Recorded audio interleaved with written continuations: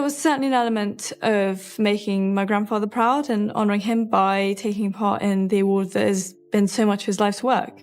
And I definitely hope that I have made him proud. Whispers inside royal circles say that Lady Louise Windsor might be the monarchy's quiet ace card, hidden in plain sight. She is the soft-spoken granddaughter of Queen Elizabeth II, raised without actively using a princess title, living a life that looks almost ordinary from the outside. She once worked a summer shift at a garden centre, serving customers and stacking plants like any other teenager. Now she is studying English literature at a Scottish university, blending in with other 22-year-olds who are thinking about essays, exams, and future careers. But make no mistake, Lady Louise is not just another university student. From the moment she was born, she legally qualified as a princess under rules still recognised by King Charles today. And as the monarchy shifts under new leadership, insiders are no longer debating if she will step forward. They are asking, when? Her story is deeper than most people realise. It ties into an unused HRH title,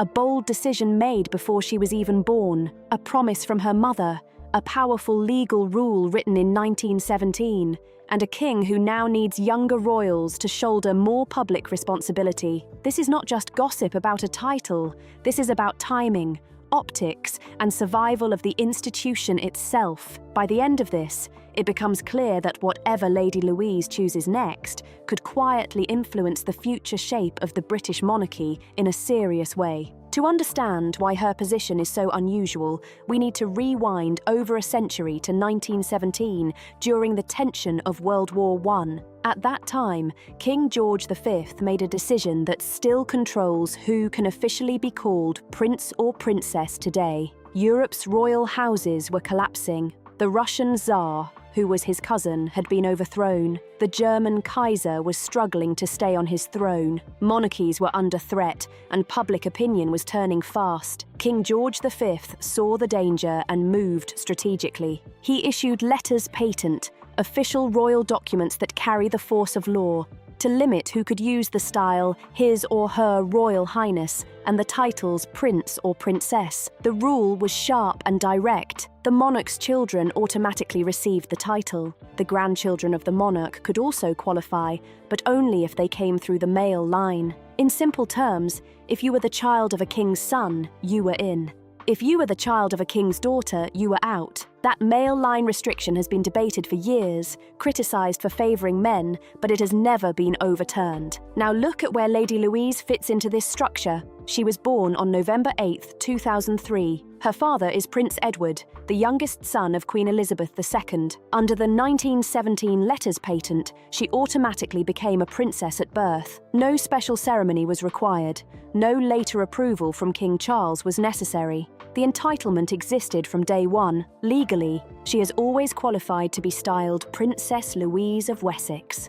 So why has the world never heard her formally addressed that way? The answer traces back to June 1999, when Prince Edward married Sophie Rhys-Jones. Buckingham Palace announced that any children from their marriage would be styled as children of an earl, not as prince or princess. That decision surprised many observers at the time. Even more unusual, Edward did not receive a dukedom on his wedding day, which is normally expected for a monarch's son. Instead, he became the Earl of Wessex. The palace made it clear that their future children would be Lady or Viscount, not Prince or Princess. Timing mattered. The wedding came less than 2 years after the tragic death of Princess Diana. Public sensitivity around royal titles was intense.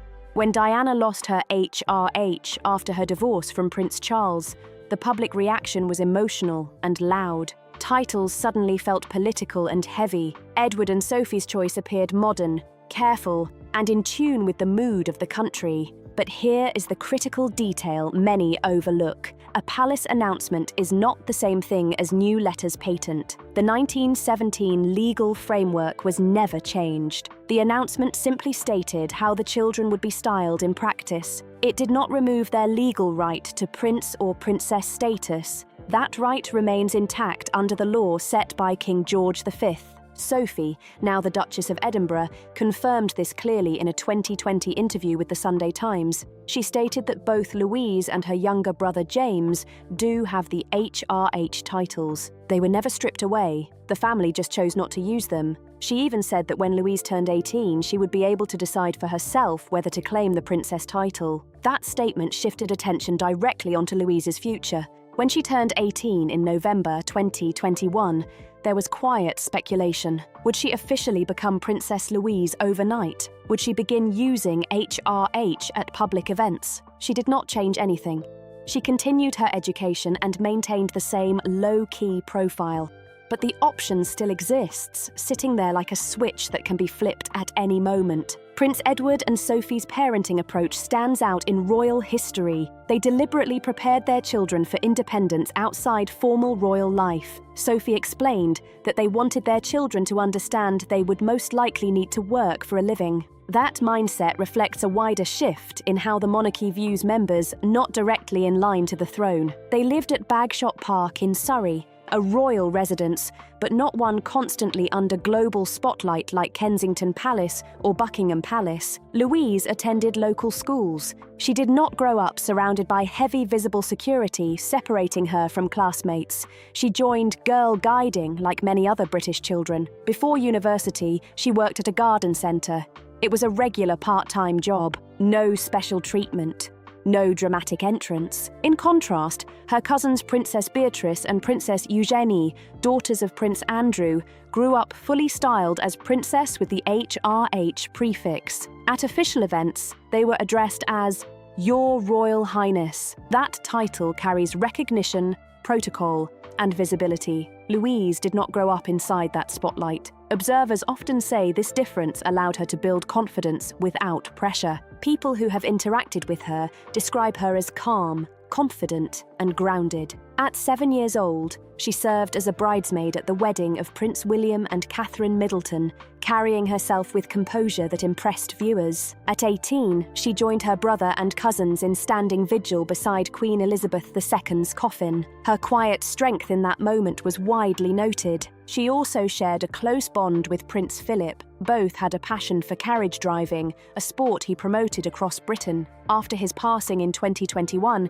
she inherited his driving ponies and carriage. She competes at the Royal Windsor Horse Show and has earned placements, including 3rd place in private driving singles. That reflects dedication, not just symbolism. Another revealing detail comes from her own LinkedIn profile. She expressed interest in pursuing careers in the military, diplomacy, or law. There was no mention of formal royal duties, no indication that she expects a life funded purely by title. Instead, she described ambitions requiring study, discipline, and professional training. That outlook reinforces how she was raised. Now the spotlight turns to King Charles and his vision of a streamlined monarchy. When he ascended the throne in September 2022, he emphasized a smaller group of working royals. The aim was to cut costs for taxpayers and present a focused institution. The strategy responded to years of criticism about royal expenses and size. The monarchy's slimmed-down strategy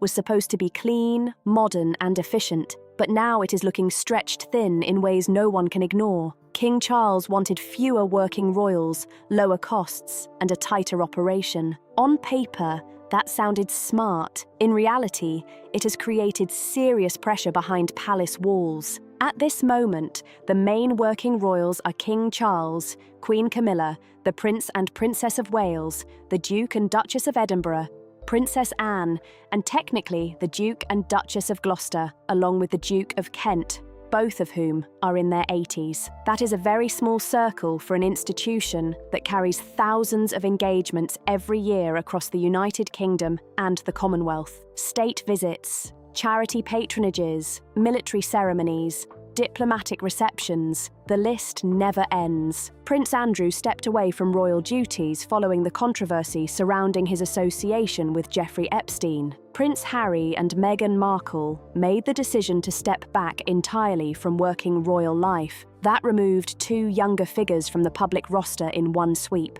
Meanwhile, Prince George, Princess Charlotte, and Prince Louis are still focused on school and childhood. They are not available for official work, and rightly so. That leaves a narrow group carrying an enormous workload. The pressure increased when King Charles announced his cancer diagnosis. Soon after, the Princess of Wales also went through cancer treatment. These health challenges created unavoidable gaps in the schedule. Princess Anne, at 75, remains one of the hardest working members of the family, but no one can expect her to carry this pace forever. The senior generation has shown resilience, but time moves forward for everyone. Royal experts have quietly pointed out a fact that raises eyebrows. There are only 4 working royals under the age of 70: Prince William, Catherine, Prince Edward, and Sophie. 4 people cannot realistically sustain the long-term public presence required for a global institution. That reality is not dramatic speculation. It is simple math. When Queen Elizabeth II and Prince Philip were active, they collectively supported hundreds of charities and organisations. Many of those patronages now need renewed attention. Some groups are adjusting to reduced royal involvement. Others are waiting for new representatives. The monarchy's public-facing side depends heavily on those relationships. Without visible royal engagement, certain historic connections risk fading.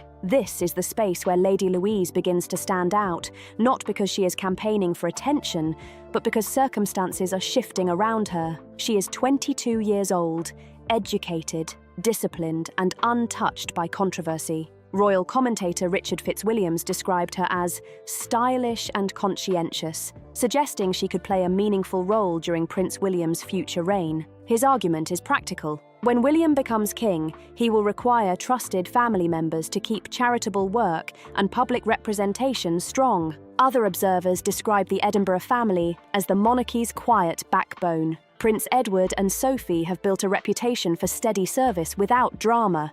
They rarely dominate headlines. They focus on duty. In a climate where public trust can shift quickly, that kind of consistent record matters. Louise has grown up watching that example every day. But here is the twist. She was never raised to assume automatic royal responsibility. She was raised to understand independence. Her parents deliberately avoided using prince or princess titles for their children.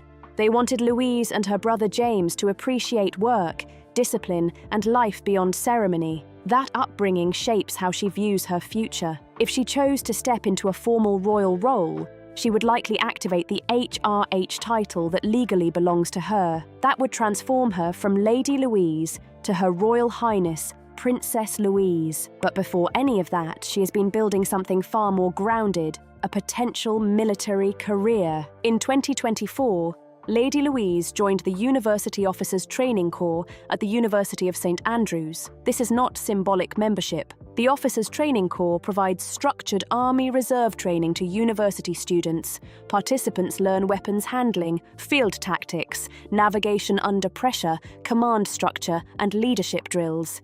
It demands discipline and physical endurance. This is not a ribbon-cutting role. She completed basic officer training and holds the rank of Officer Cadet. In November 2025, she was photographed marching in full camouflage uniform during the St Andrews Remembrance Parade. Witnesses described her focus and composure.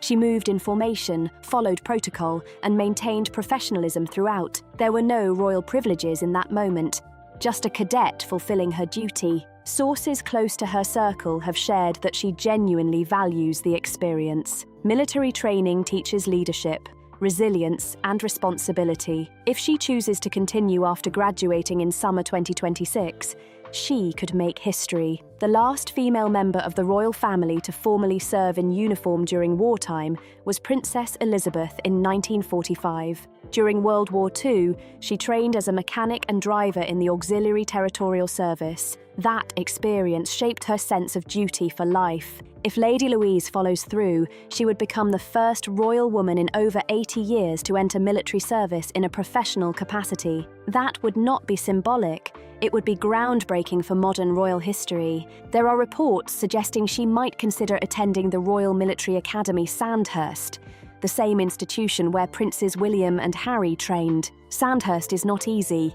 It is physically and mentally demanding. Completing that path would place her on equal professional footing with other commissioned officers. that credibility would carry real weight. This is where the conversation about titles shifts dramatically. A princess who attends galas and charity openings fits traditional expectations. A princess who earns rank through training, discipline, and national service challenges those expectations in a powerful way. It adds substance. It builds respect beyond inheritance. At the University of St Andrews, she keeps a balanced life. She began her English literature degree in September 2022. Unlike the intense spotlight that followed Prince William and Catherine years ago, Louise's university experience has remained relatively private. She attends lectures, participates in theatre productions, and trains with the Officers' Corps. She lives like a student with ambition rather than a celebrity chasing headlines. She performed in a student theatre production, showing her creative side alongside her military training. Friends describe her as approachable and calm. She does not appear surrounded by an obvious security presence at every step.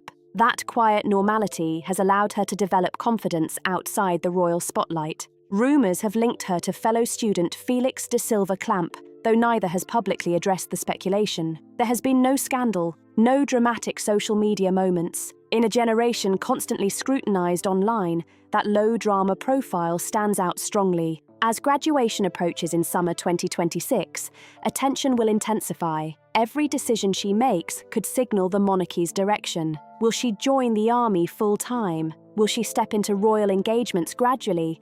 Will she officially adopt the princess title? Or will she carve out a hybrid path that blends service and independence? Looking at her parents offers clues. The Duke and Duchess of Edinburgh have increased their public roles during King Charles's health treatment. They have travelled, supported charities, and maintained steady engagement. They are often described as reliable and focused. That pattern of service without spectacle could influence Louise's approach. Historian Gareth Russell has observed that King Charles is open to adjusting titles and roles when appropriate. In 2023, Prince Edward became Duke of Edinburgh, which shifted the styling of his family. That demonstrated flexibility within tradition. If Louise chooses a more formal royal path, the title change could occur smoothly and quietly. What makes her situation unique is choice. Many royal family members are locked into roles from birth. Lady Louise was given room to breathe. She worked at a garden centre. She joined military training. She studies literature.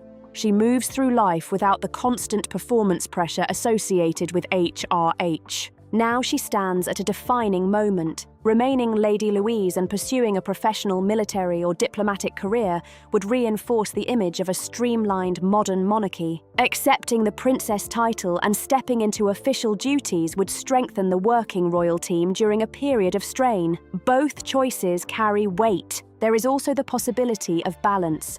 She could complete military training, perhaps attend Sandhurst, build credibility through service, and gradually accept selective royal responsibilities. That approach would combine earned authority with inherited tradition. It would reflect both discipline and continuity. The monarchy today faces structural challenges. Health issues, reduced numbers, and evolving public expectations create pressure. In that context, a young royal with education, composure, and professional ambition becomes strategically valuable. Lady Louise's steady presence, free from controversy, is an asset. What happens next will not be decided overnight. It will unfold step by step, influenced by personal ambition, family discussions, and national context. One thing remains clear: her decision will not be trivial. It will shape perception inside and outside the United Kingdom.